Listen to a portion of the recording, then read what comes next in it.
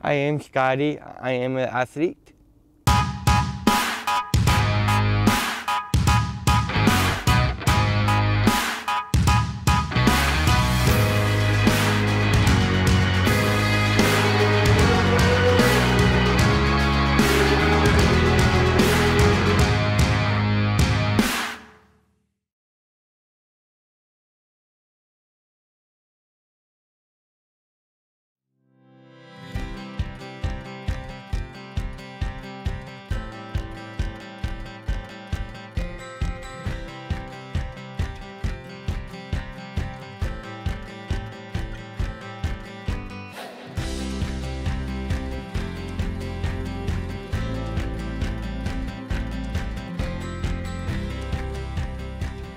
I'm competitive in 20 years.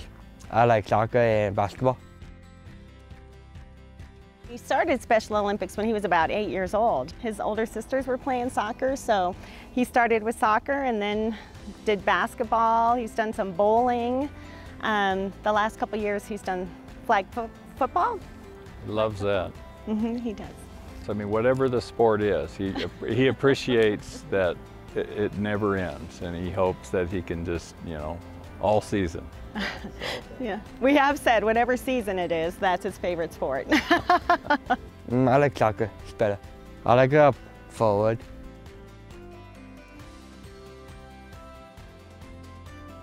He always, if there was a ball to kick, he was kicking a ball or catching a ball. And he had two older sisters who just, whatever they were doing, he came along and did it with them. I got two sisters. His name is Katie and Wendy.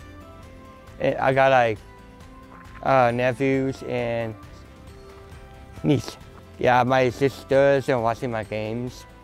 So I like my nephew to watch my game too.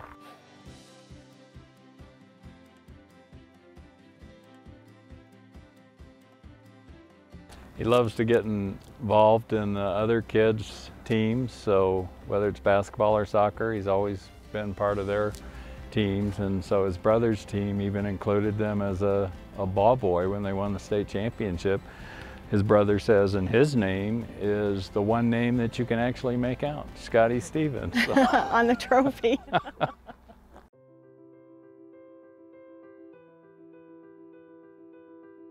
He actually gets to have an incredible life because all the hard work that's done behind the scenes. I mean, sometimes I rib my other kids that are great athletes that he's done some incredible things because of Special Olympics and some of the pro teams, you know, like going to New York City and stuff, and it gives him a really fun life.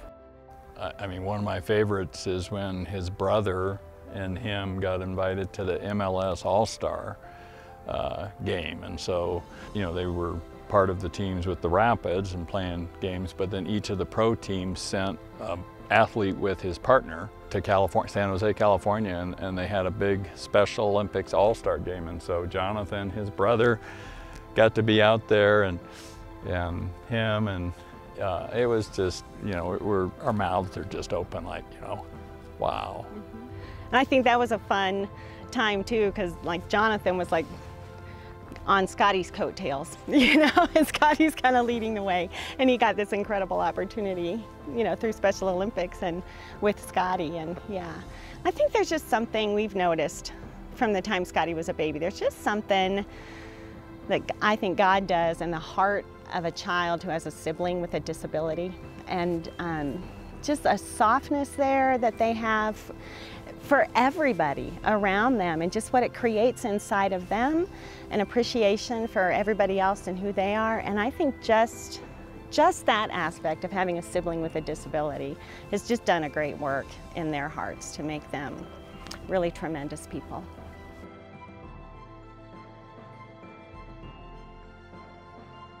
We were taken by surprise when he was born. You know, I was 28 when he was born, so I definitely wasn't expecting that, yeah. And you know, you kind of go through seasons, you kind of go through phases, you know, and you think, okay, this isn't so bad, we're doing great, and then something happens, you think, oh yeah, this is hard. And then you kind of climb out of that, and it just kind of, you know, ebbs and flows. And so now having a young adult, you know, it's, It's changed over the years, but it's been a good journey. He's really taught us to focus in the present. So, you know, so often we worry about some deadline that's coming up or something we messed up with. So, you know, we've kind of, you know we get a lot out of having Scotty for a son.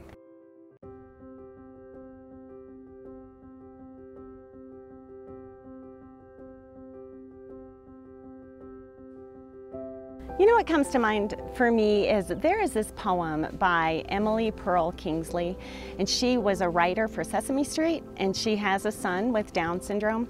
She wrote this lovely poem about Welcome to Holland, and somebody gave it to us after Scotty was born. Maybe you're familiar with it, but it talks about when you're going to have a baby, it's like planning a trip to Italy, and you get ready and you plan and you learn some Italian phrases, and then the plane lands and they tell you you're in Holland.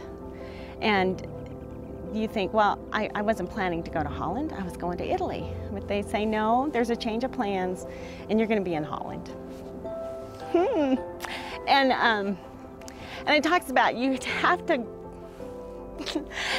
grasp all the lovely things about Holland. You know, it's not as flashy as Italy, it's not as exciting as Italy, but there are lovely things about Holland. Holland has tulips, Holland has windmills, Holland has Rembrandts, and it's just a real encouragement. And I think over the years, Special Olympics is one of those things that we've been able to grasp and embrace, you know, where he can be really successful. Like Mark has said, when he was born, if anybody would have ever told us we were going to follow him to New York City and he was going to be in a fashion show, I mean, here we are in Manhattan and with all these celebrities and different people.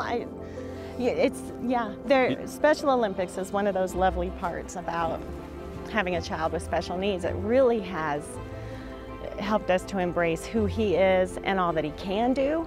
You know, sometimes different programs, they kind of want to focus on what he can't do. And you got to you think about all those things he can't do. And that's hard.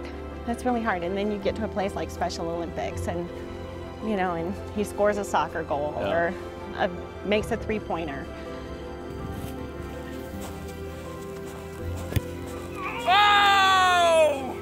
I like the Special Olympics, it's better, it's good.